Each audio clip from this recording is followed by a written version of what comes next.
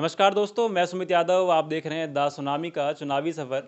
और मेरठ में हम लोग मौजूद हैं और मेरे साथ आज मौजूद हैं भारतीय जनता पार्टी के कार्यकर्ता कहें या भारतीय जनता पार्टी के नेता कहें, आशीष त्यागी जी हमारे साथ मौजूद हैं और इनसे हम बातचीत करेंगे कि आने वाले चुनाव में भारतीय जनता पार्टी की क्या तैयारी, क्या मुद्दे, तमाम चीज़ों पर। पहले तो बहुत बहुत स्वागत सर आपका। धन्यवाद सुमित जी आपका। और आप हमारे घर पर पधारे, आपका बहुत बहुत आभार। हम अभिनंदन करते हैं मेरठ की क्रांतिधारी धरा भूमि पर आपका। और जी, 4 महीने से चुनाव के रहते हैं ज़्यादा से ज़्यादा। ये नवंबर चल रहा है, फरवरी मार्च में चुनाव होने हैं। भारतीय जनता पार्टी किन मुद्दों को लेके आगे आ रही? भारतीय जनता पार्टी का तो मुद्दा सुशासन का ही रहा है, हमेशा रामराज का रहा है और ईमानदार सोच का रहा है। पूर्ण निष्ठा से काम किया है भारतीय जनता पार्टी ने पूरे प्रदेश में।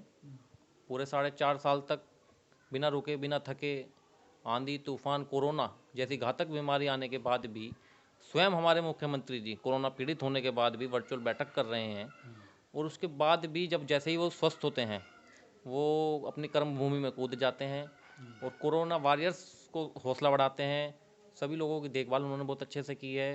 और आपने देखा होगा विपक्ष के जितने भी लोग हैं कोरोना में, वो अपने घर से भी नहीं निकले हैं। तो ये अपना काफ़ी सवाल हैं, मैं सभी पे धीरे धीरे आऊँगा। रामराज की आपने बात करी, रामराज की क्या परिभाषा है आपकी? रामराज की परिभाषा ये है कि जैसे मेरी स्वयं 2 मोटरसाइकिल चोरी हो गई थी, एक तो घर के बाहर से और विश्वविद्यालय के मेन गेट पर। एक मेरा फ़ोन छिन गया था, मेरे मित्र का फ़ोन छिन गया था। मैं देख रहा हूँ पिछले 4 साल में मेरी मोटरसाइकिल घर के बाहर खड़ी रहती है और ऐसी कैसी रहती है। और आसपास की जगह जितनी भी हैं चोरियाँ आपके घर में चकारियाँ, कमल का फूल है तो कैसे चोरी होगी आपके यहाँ घर से? के बाहर घर के बाहर मोटरसाइकिल घर खड़ी में नहीं होती कमल थी का पहले। फूल है तो बाहर बाहर से कैसे तो चोरी मेरे होगी? नहीं होती तो किसी के भी नहीं हो रही ना, आम जनमानस के भी नहीं हो रही, किसी की नहीं हो पड़ोसी की भी नहीं हो रही, मित्र का फ़ोन नहीं चोरी हो रहा। पहले जो है फ़ोन कान पर लगा कर बात करते हुए जाते थे लोग, बाग फ़ोन छिन जाता था, चैन लुट जाती थी, डरते थे लोग बाग घर से निकलने से। ऐसी तमाम बातें हैं जो राम राज्य की ओर दर्शाती हैं कि हमारा जो है प्रदेश। आपके पड़ोस की खबर है कि एक 17 साल की लड़की का कत्ल कर दिया गया। हाँ, हमारे पड़ोस की है। आप कह रहे अपराध नहीं ये हो रहे। नहीं, अपराध हो रहे हैं लेकिन अपराधों पर अंकुश लगाना सरकार का काम है। अगर अपराधों पर अंकुश ना लगाए कोई सरकार, अपराध घट गया और उस मुजरिम को ना पकड़े, तब सरकार दोषी है। वो उनका परिचित निकला, आज उसका पर्दाफाश हुआ है घटना का। और जहाँ ये घटना घटी उस विवाह में मैं गया था, तो उनके परिचित ने ही ये घटना जो है की है। और कासगंज का आपको मामला पता है क्या, अल्ताफ का? नहीं, उसकी जानकारी नहीं है। अल्ताफ की पुलिस कस्टडी में हत्या हो जाती है और वहाँ के आईपीएस अधिकारी एसपी साहब ये बोलते हैं कि 2 फीट की 2-2.5 फीट की टोटी से लटक के उस अल्ताफ ने खुदकुशी की है। पुलिस स्टेशन में पूछताछ के लिए अल्ताफ को बुलाया गया था। पुलिस स्टेशन में अल्ताफ की मौत होती है। एसपी का कहना है कि उसने खुदकुशी करी है।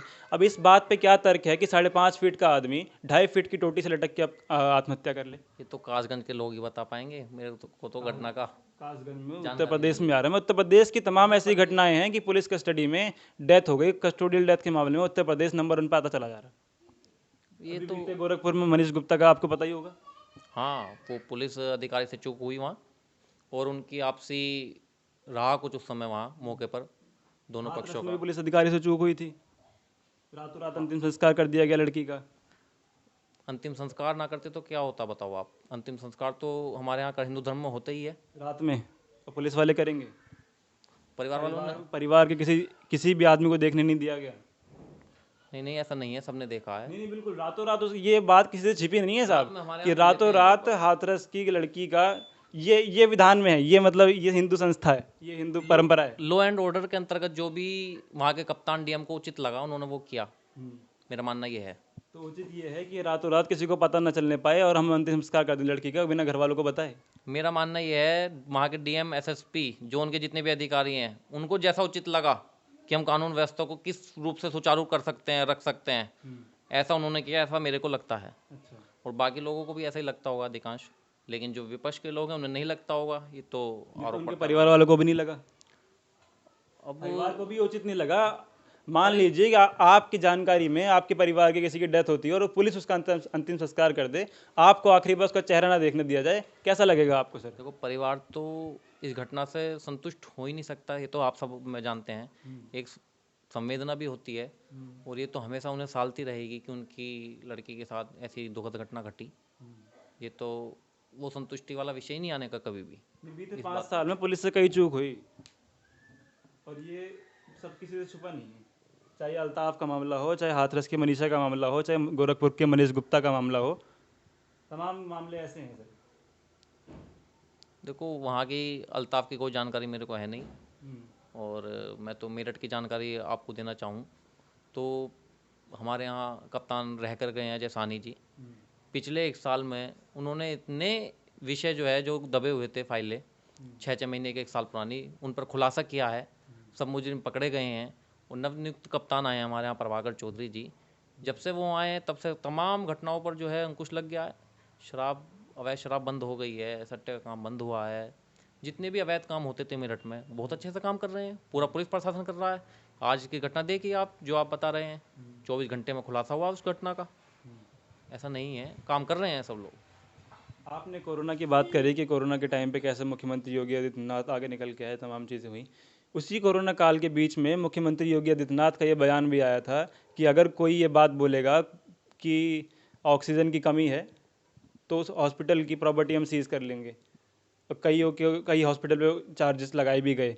तो इस तरीके का बयान कि कोई बोल रहा है कि मेरे ऑक्सीजन नहीं मिल रही, मैं ऑक्सीजन की कोई मांग कर रहा है, ट्विटर पे कोई लिख रहा है कि मुझे ऑक्सीजन चाहिए, तो उस पर आप वो प्रॉपर्टी सीज कर लेंगे उसकी, या फिर उस पर देशद्रोह के चार्जेस लगा देंगे। माननीय मुख्यमंत्री जी के संज्ञान में उस समय आया कि कुछ अस्पताल वाले कालाबाजारी कर रहे हैं ऑक्सीजन की, और उसका संज्ञान लेते हुए कि लोगों को ऑक्सीजन के लिए मना ना किया जाए, उसका ब्लैकिंग ना हो, उसके लिए उन्होंने जो है सख्त निर्देश दिए कि लोगों को सुविधा हो। कोई भी अस्पताल ये मना ना करे कि हमारे यहाँ ऑक्सीजन नहीं है, हम आपको भर्ती नहीं करेंगे।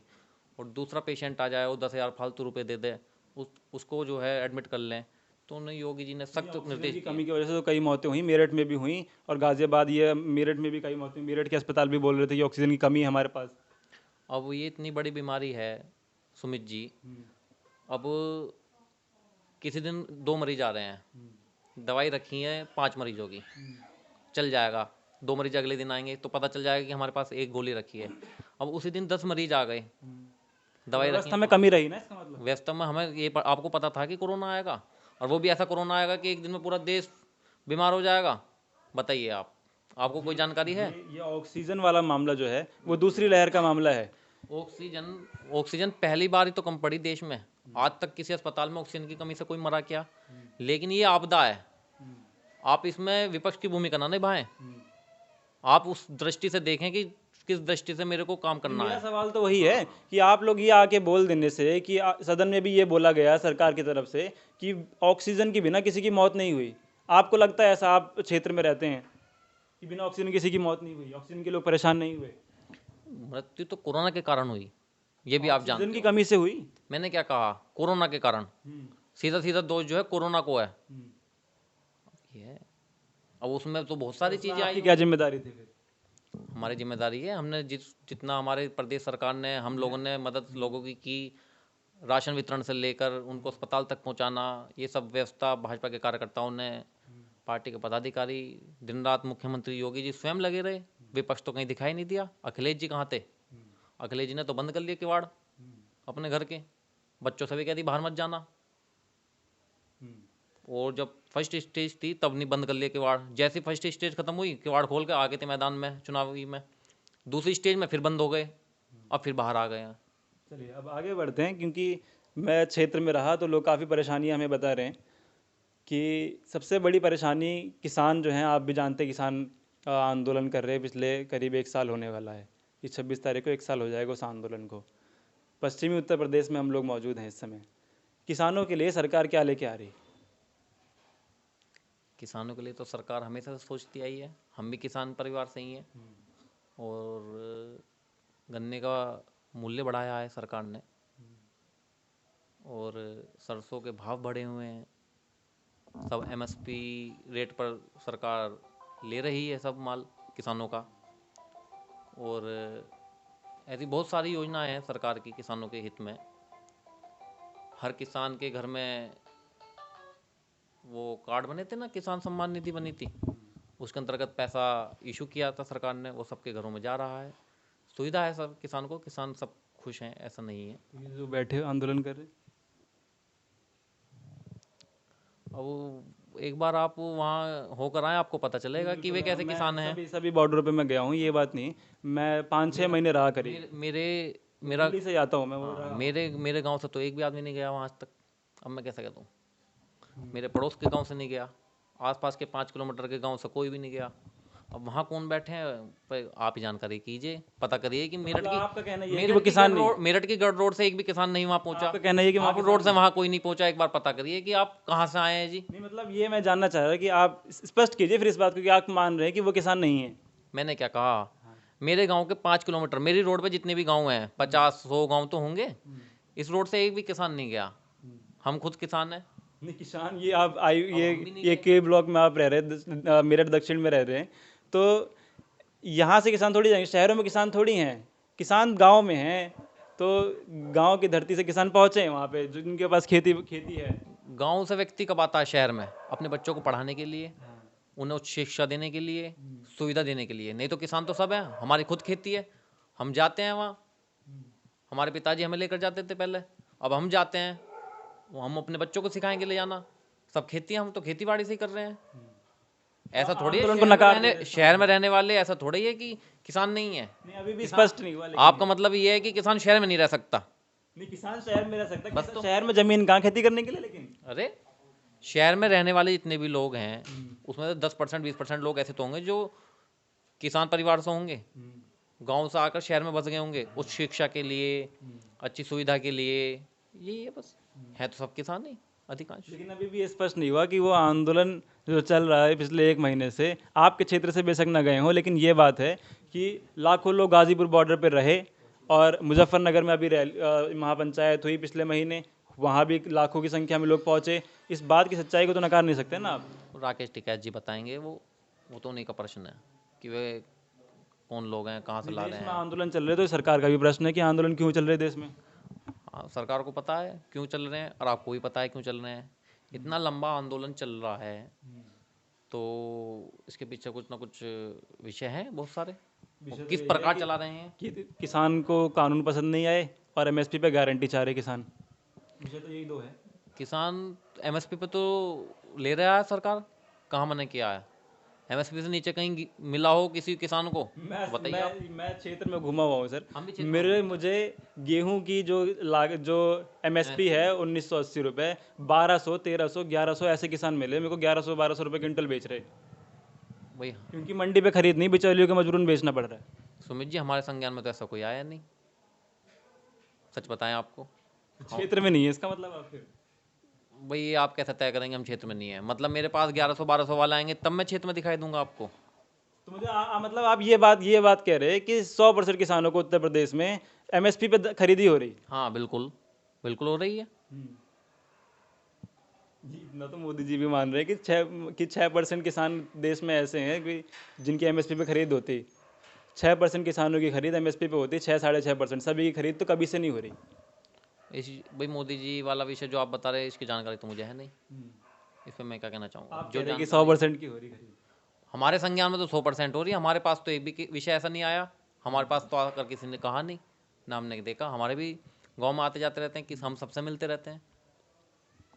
एक समस्या और किसानों को है, ये नई समस्या है कि लोग किसान जो हैं गाय बछड़े सांड से बड़ा परेशान है कि फसल खराब हो जा रही, क्योंकि 2017 के बाद से जो कानून बना, उसके बाद से जो समस्या फैली, हमने देखा कि सड़कों पे खेतों में गाय बछड़े ज़्यादा घूमने लगे।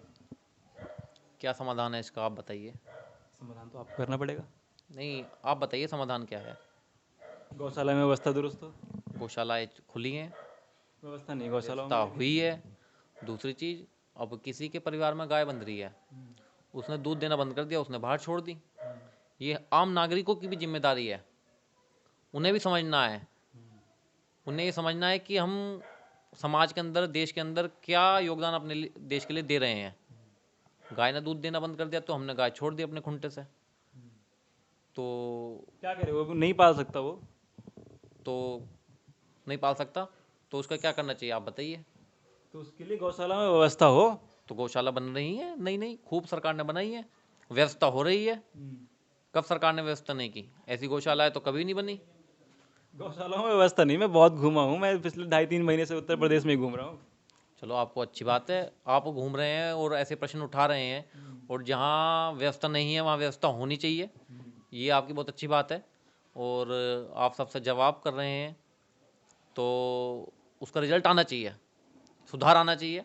जहाँ ऐसी समस्या हैं आप समस्या उठा रहे हैं, ये बहुत अच्छी बात है सुमित जी। चलिए आगे आपका आगे आभार है आप इस बात आगे के लिए। आगे बढ़ते हैं कि इस बार 22 में चुनाव अब बहुत नज़दीक है, क्योंकि तो भारतीय जनता पार्टी किन मुद्दों पे लगी, क्योंकि विपक्ष जो है एकजुट हुआ नज़र दिखाई दे रहा है।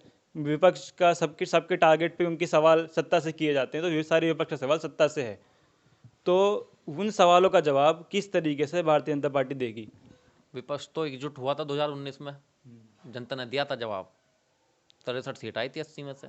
अब भी देगा, भारतीय जनता पार्टी अब भी देने के लिए तैयार है। इस बार जनता महंगाई से बहुत परेशान दिख रही है, लेकिन क्या चीज़ महंगी है? 900 रुपये का सिलेंडर हो गया अच्छा जनाब। अच्छा अच्छा अच्छा। एक एक करके बताऊंगा, आप 900 को सिलेंडर का बताएं। देखो, 900 रुपये का सिलेंडर हुआ, पहले क्या था, सब घरों में जो गैस थी नहीं, शहरों में भी लोगों के यहाँ चूल्हे चलते थे। आज देश के प्रधानमंत्री ने 6 करोड़ सिलेंडर बांटे उज्ज्वला योजना के माध्यम से। आज भी आप गांव जाके देखेंगे सिलेंडर बाजू में रखा हुआ, चूल्हा ही जल रहा है, क्योंकि गैस भरवाने के पैसे नहीं गांव के लोगों के पास। हमारे गांव में तो चूल्हा चल रहा है जी, गैस चल रही है, स्टोव बिल्कुल जो है लाइटर से जलाते हैं। आप पे तो फूल की कृपा है, मैं तो बता ही रहा। प्रभु की कृपा है। गांव में जाएंगे अगर 4-5-10 गांव घूमेंगे तो उसमें कई परिवार ऐसे मिल जाएंगे जिनके पास चूल्हा भर गैस सिलेंडर भरवाने के पैसे नहीं, तो वो चूल्हा जला रहे आज भी दोबारा से। चूल्हे की रोटी खाई है आपने कभी? खाइए चूल्हे की रोटी, तो कैसी लगती है? तो ये समाधान तो नहीं हुआ सर। कैसी जब आप ये बोल के आए लगती थे, कैसे है? जब आप सत्ता में ये मेरी बात बताइए, लगती कैसी है चूल्हे की रोटी? नहीं, बढ़िया लगती है। गैस से, हाँ बढ़िया लगती इसलिए चूल्हा चल रहा है। है, महंगाई की वजह से नहीं चल रहा। महंगाई कुछ चीज़ों में हो सकती है, उसका सुधार होगा, सरकार करेगी, वो सरकार का काम है। सरसों का तेल, अरे किसान का फायदा है, सरसों महंगी हो रही भैया, सरसों का तेल महंगा महंगी बिकेगा। नहीं हो रही, सरसों का तेल 80 से 200 पहुंच गया। आप समझ नहीं रहे, सरसों भी तो महंगी हुई है, किसान को सीधा फायदा पहुंच रहा है। कब हुई सरसों? आप चाहते हैं कि सरसों महंगी ना हो। आप मुझे एक बात बताओ, आप बताइए। आपको पता होगा इस चीज़ का डेटा कि सरसों कब कटती और सरसों का जो दाम बढ़ा कब बढ़ाया गया? मैंने क्या कहा आपसे? सरसों कटती कब है और सरसों का दाम कब बढ़ाया गया? अब जो सरसों बढ़ रही है, सरसों का एमएसपी मूल्य क्या दिया है सरकार ने, बताइए आप? 6,000 रुपये दिया है? हाँ 6,000 रुपये हैं? पिछली पहली सरकारों में क्या था? 4,000 रुपये को दी थी क्या कभी? नहीं तो को अभी दी भी थी। वही है, और आंदोलन वही इसलिए रहा कि एमएसपी जो सरकार ने निर्धारित की है उस पर खरीद नहीं हो रही। 6,000 रुपये को बिक रही है, कौन करा खरीद नहीं हो रही? अब आएगी सरसों की फसल, बोई है लोगों ने, देखना आप। एमएसपी पे खरीद होगी। हाँ बिल्कुल होगी, और जो नहीं होगी तो उस पर कार्रवाई होगी।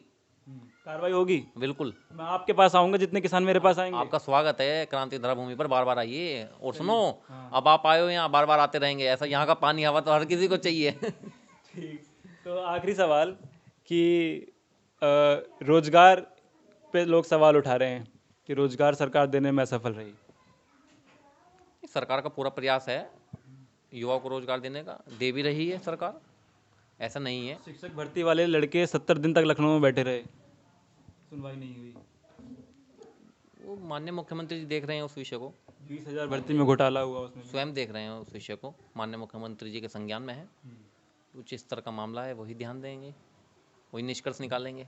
चलिए आखिरी सवाल, भारतीय जनता पार्टी का टारगेट क्या है, कितनी सीटों पर? 350 सीट जीतेगी भारतीय जनता पार्टी। 350। चलिए ठीक है, बहुत बहुत शुक्रिया। तो ये थे हमारे साथ आशीष त्यागी जी, इनसे हमने बात करी, और भारतीय जनता पार्टी किन मुद्दों पर चुनाव लड़ेगी, कितना टारगेट लेके चल रही है, किन सीटों पर जीत सकती है, कितनी सीटों पर जीत सकती है, तो आगे की क्या तस्वीर होगी और मुख्यमंत्री कौन होगा तो आने वाला समय बताएगा, ज़्यादा समय अब रहता नहीं है। तो पूरे उत्तर प्रदेश की तस्वीर आपको मैं दिखाने का प्रयास कर रहा हूँ, पिछले 2.5 महीने से उत्तर प्रदेश में घूम रहा हूँ। तो फिलहाल मैं वीडियो ख़त्म कर रहा हूँ, आप लोग वीडियो को शेयर करें। मुलाकात होगी आपसे किसी और वीडियो में, किसी और जगह से, कुछ और लोगों के साथ। तब तक के नमस्कार, खुश रहें, स्वस्थ रहें।